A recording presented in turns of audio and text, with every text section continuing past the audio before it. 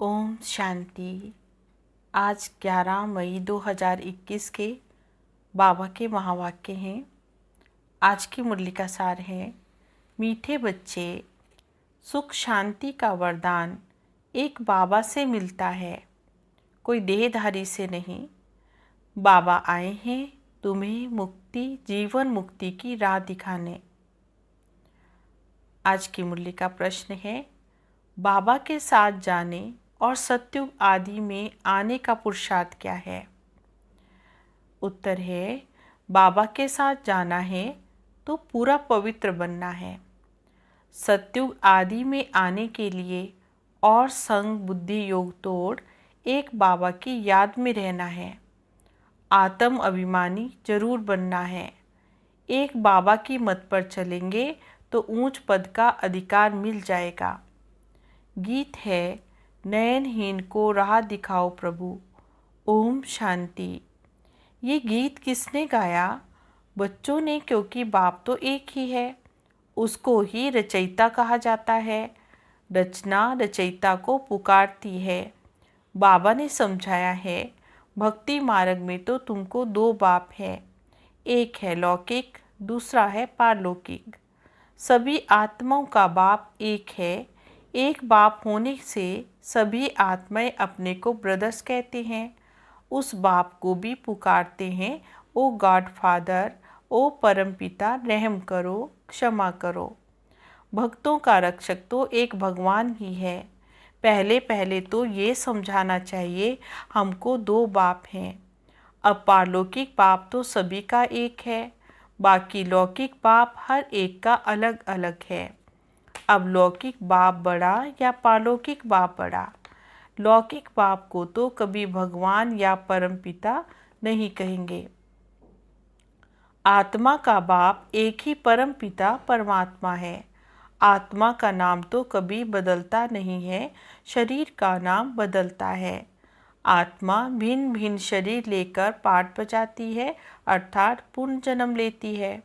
आखिर भी कितने जन्म मिलते होंगे, सो भी बाबा आकर के समझाते हैं। बच्चे, तुम अपने जन्मों को नहीं जानते हो। बाबा आते ही भारत में है। उनका नाम शिव है। समझते भी हैं शिव परमात्मा हैं। शिव जयंती व शिवरात्रि भी मनाते हैं कि वह तो निराकार है। जैसे आत्मा भी निराकार है, निराकार से साकार में पाठ बजाने के लिए आते हैं। अब निराकार शिव तो शरीर के बगैर पाठ बजा नहीं सकते हैं। मनुष्य इन बातों को नहीं समझते हैं क्योंकि नयनहीन है। ये शरीर के दो नेत्र तो सबको है, तीसरा ज्ञान का नेत्र आत्मा को नहीं है, जिसको दिव्य चक्षु भी कहते हैं। आत्मा अपने बाप को भूल गई है, इसलिए पुकारते हैं नयनहीन को राह दिखाओ। अब बाबा पूछते, कहाँ की राह चाहिए? जरूर शांति धाम और सुख धाम की।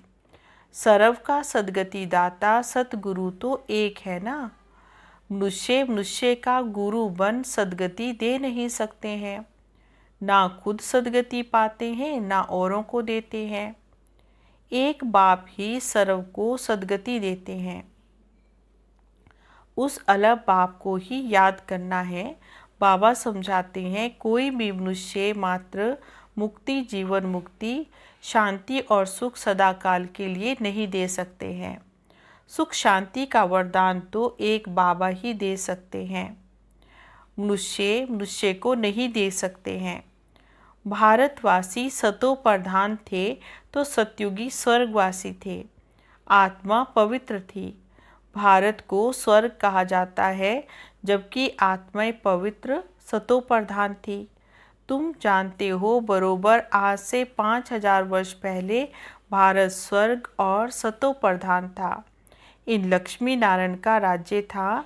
अभी तो कलयुग का भी अंत है, इसको नरक कहा जाता है। यही भारत स्वर्ग था तो बहुत धनवान था। देखो, हीरे जवाहरों के महल थे। बाबा बच्चों को याद दिलाते हैं, सतयुग आदि में इन लक्ष्मी नारायण की राजधानी थी। उनको स्वर्ग वैकुंठ कहा जाता है। अभी तो स्वर्ग है नहीं, ये बाप समझाते हैं कि बाबा तो भारत में ही आते हैं। निराकार शिव की जयंती भी मनाते हैं, परंतु वे क्या करते हैं ये कोई नहीं जानते हैं। हम आत्माओं का बाप शिव है, उनकी हम जयंती मनाते हैं। बाबा की बायोग्राफी को भी हम नहीं जानते हैं।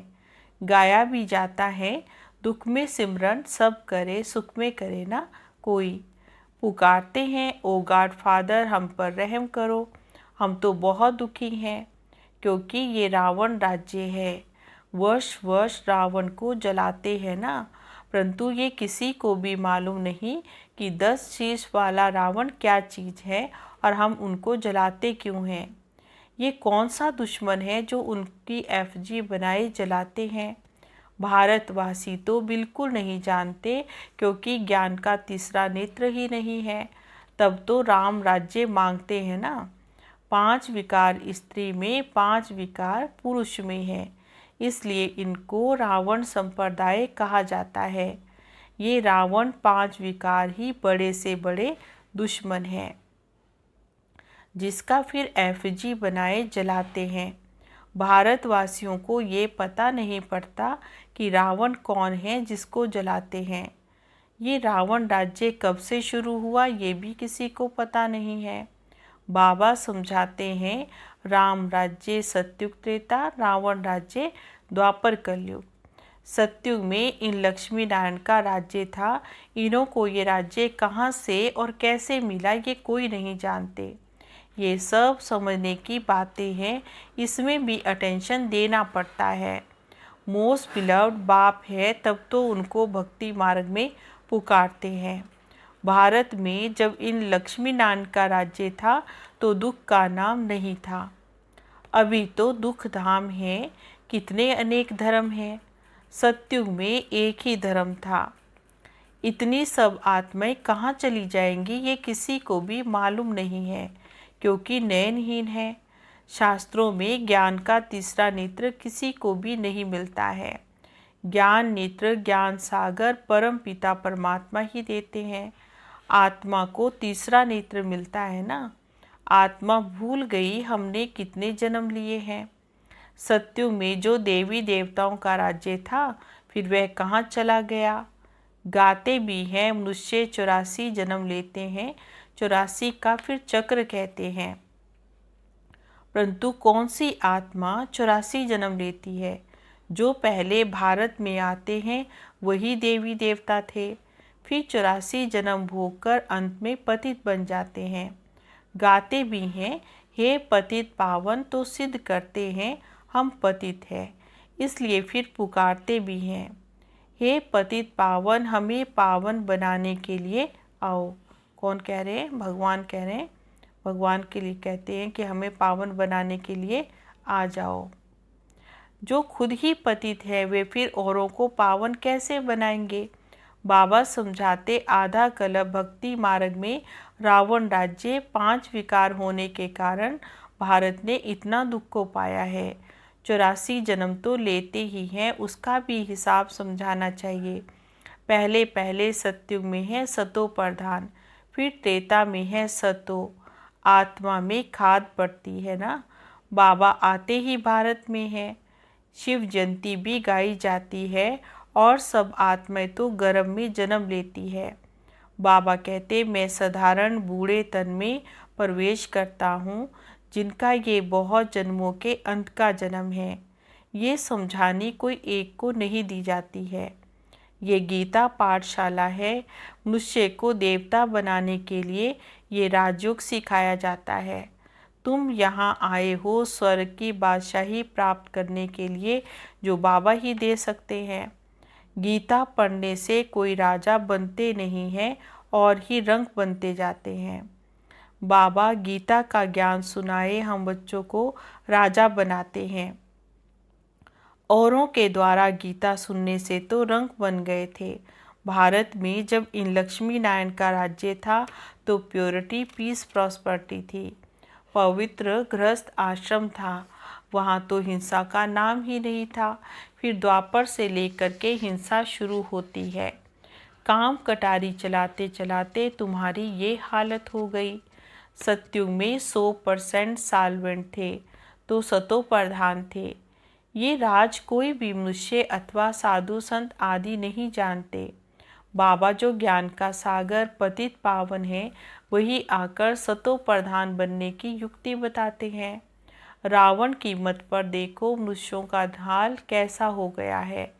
राजे लोग भी वे जो पवित्र राजाएं होकर गए हैं, उन्हों के चरणों में जाकर पड़ते हैं। फिर महिमा गाते हैं, आप सर्वगुण संपन्न, हम नीच पापी हैं, हमारे में तो कोई गुण नहीं है। फिर कहते हैं, आपे ही तरस परोई, हमको आकर मंदिर लायक बनाओ। ये किसी की भी समझ में नहीं आता। बाबा कैसे आकर के फिर से देवी देवता धर्म की स्थापना कराते हैं। अब तुम समझते हो, हम सो देवी देवता धर्म के थे, हम सो क्षत्रिय, हम सो वैश्य, हम फिर शूद्र बनते हैं। इतने जन्म लिए, अब तो 84 जन्म पूरे हुए हैं। फिर दुनिया का चक्र तो फिरना चाहिए, इसलिए फिर तुमको पावन यहाँ बनना है। पति तो सुख धाम शांति धाम में नहीं जा सकते हैं। बाबा समझाते, तुम जो सतो प्रधान थे वह फिर तमो प्रधान बने हो। गोल्डन एज से फिर तुम आयरन एज में आए हो, फिर गोल्डन एज बनना है, तब मुक्ति धाम सुख धाम में जा सकेंगे। भारत सुख धाम था, अभी तो दुख धाम है। गीत में भी सुना, हम नयनहीन को राह दिखाओ प्रभु, हम अपने शांति धाम में कैसे जाएंगे। वो लोग तो कह देते हैं परमात्मा सर्वव्यापी है, फलाना अवतार है, परशुराम अवतार है। अब बाप परशुराम बन किसको मारते होंगे क्या? हाँ, ऐसे तो नहीं होता ना। तो बाबा ने कहा, हो ही नहीं सकता है। बाबा समझाते, तुमने इस चक्र में कैसे 84 जन्म लिए। अब मुझ अलफ को तुम याद करो। हे आत्माएं, देही अभिमानी बनो। देह अभिमानी बनकर तुम बिल्कुल ही दुखी, कंगाल, नरकवासी बन पड़े हो।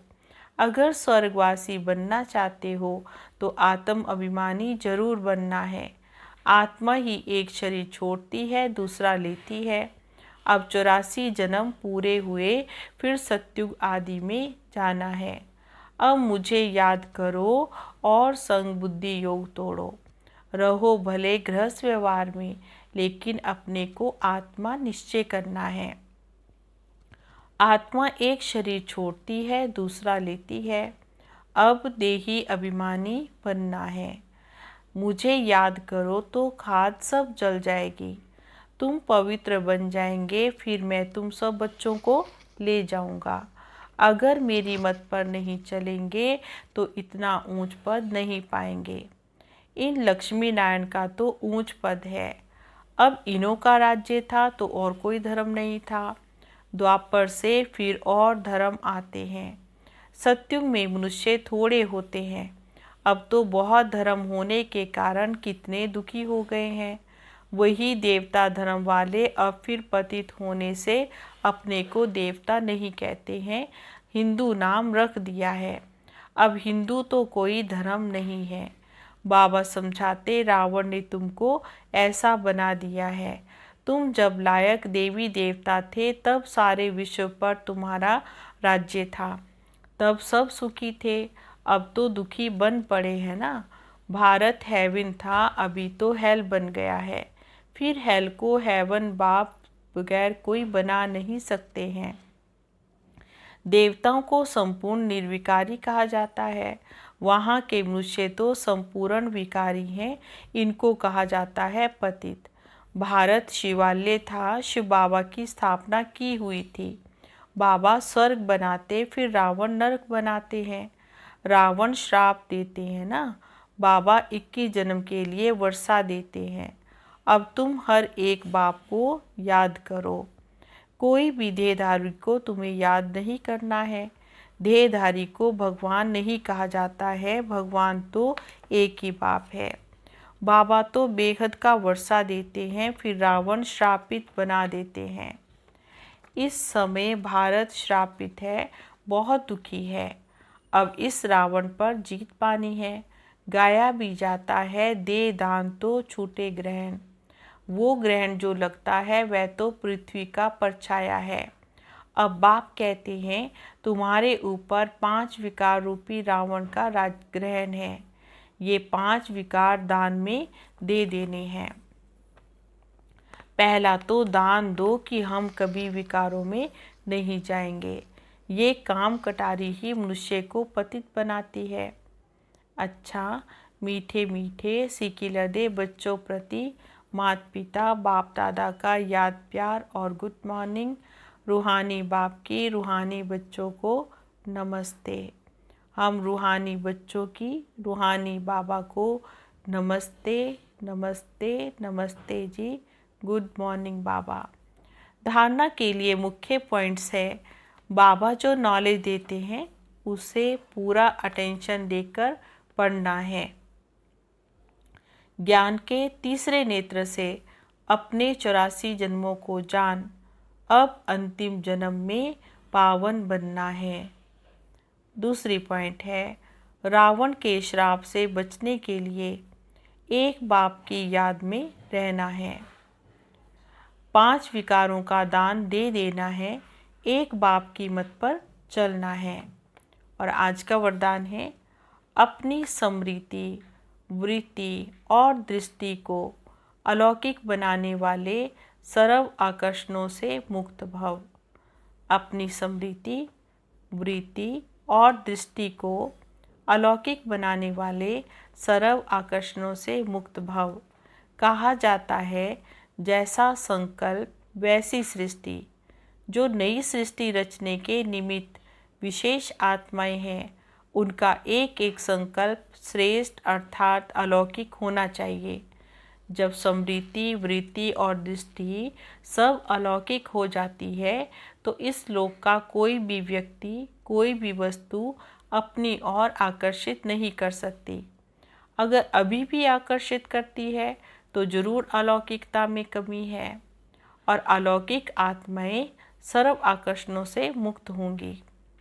स्लोगन है, दिल में परमात्मा प्यार व शक्तियाँ समाई हुई हो तो मन में उलझन आ नहीं सकती है। दिल में परमात्मा प्यार व शक्तियाँ समाई हुई हो तो मन में उलझन आ नहीं सकती है। ओम शांति।